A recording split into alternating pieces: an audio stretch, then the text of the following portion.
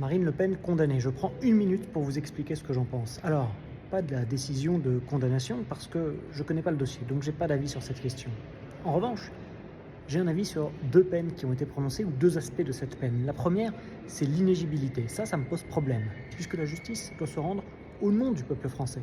Donc que la justice vienne finalement remplacer ce peuple français en disant ce qu'il peut faire ou ce qu'il ne peut pas faire, ça me pose un problème. Aujourd'hui, le peuple français est quelque part mis sous tutelle de cette justice qui vient l'infantiliser en lui disant ce qu'il peut faire ou ce qu'il ne peut pas faire. Ça, c'est la première chose. Et la deuxième chose, c'est l'exécution provisoire. C'est presque pire, l'exécution provisoire.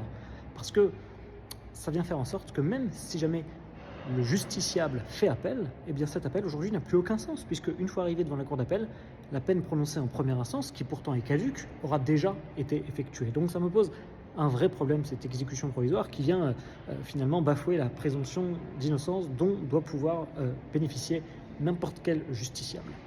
Dernière chose enfin, c'est que ces décisions, si elles sont possibles, ce ne sont pas les juges qui s'en sont emparés. C'est parce que le Parlement, le législateur, a permis aux juges, de décider que ces sanctions étaient possibles. Donc il ne faut pas s'en prendre aux magistrats qui ne font que être la bouche de la loi, comme le disait Montesquieu. Non, il faut s'en prendre peut-être, si l'on n'est pas d'accord avec cette décision, il faut s'en prendre aux législateurs et donc à nos hommes politiques qui depuis 15, 20, 30 ans ne font que donner de plus en plus de pouvoir aux magistrats, voter des lois de plus en plus répressives et ensuite il ne faut pas se plaindre si jamais ces lois sont appliquées.